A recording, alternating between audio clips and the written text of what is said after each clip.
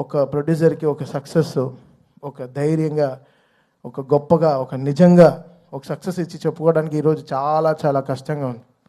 Negative trolls, negative tags ఎంతో వేసి ఇప్పుడు దీని వెనకాల ఒక ప్రొడ్యూసర్ ఒకటి నిర్మాత ఉన్నాడు. అది కూడా తను ఎంతో కష్టపడి ఎక్కడి నుంచో ఊరంతా వెతికి చాలా డబ్బులు తెచ్చుకుని సొంత డబ్బు కాకుండా ఫైనాన్స్కి తెచ్చుకుని ఒక సినిమాలో పెట్టేటప్పుడు ఆ కష్టం అది మీరు పెట్టే ఆ నెగటివ్ ట్రెండ్స్లో ఎంత ఒక ప్రొడ్యూసర్ ఎంత కూలిపోతున్నాడో మీకు తెలియదు.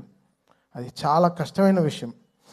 ఇక్కడ సినిమాలు రావడానికి సరే ఎంతో ఇంపార్టెంట్ అయిన వాళ్ళు మన ప్రొడ్యూసర్స్. వాళ్ళు ఎంతో మనకి దేవుడు లాంటి సమానం. వాళ్ళని ఎంతో జాగ్రత్తగా చూసుకోవాలి మనం.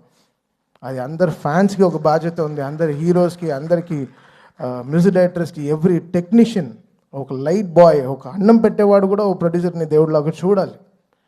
అంటే ఈరోజు వరల్డ్ అంతా ఒక తెలుగు సినిమాని చాలా గర్వంగా చూస్తుంది. Telugu cinema is shining. ఏ తమిళ డైరెక్టర్కి వెళ్ళినా సార్ తెలుగులో ఒక సినిమా చేయాలి సార్, మంచి హీరో చెప్పండి అంటాడు. ఏ మలయాళం డైరెక్టర్కి వెళ్ళినా ఒక తెలుగులో ఒక సూపర్ చెప్పినారు, ఎక్స్ట్రాడినరీ సబ్జెక్ట్, తెలుగులో ఒక సబ్జెక్ట్ చెప్పాలి. ఏ కన్నడ దగ్గరికి వెళ్ళినా ఒక తెలుగులో చెప్పాలంటున్నారు. హిందీ వాళ్ళ దగ్గరికి వెళ్ళి నేను బేబీ జాన్ చేసినప్పుడు కూడా తెలుగులో ఒక సూపర్ సబ్జెక్ట్ చేయాలి బ్రదర్ చెప్పండి అంటున్నారు. This is how Telugu cinema shining today. మనమే మన సినిమాని చంపేసుకుంటూ ఉంటే ఏం బతుకుతున్నాం మనం యాక్చువల్గా అర్థం కావట్లేదు. అంటే బాధగా ఉంది. ఒక ఓపెన్గా ఒక సక్సెస్ గురించి చెప్పుకోలేకపోతున్నాం.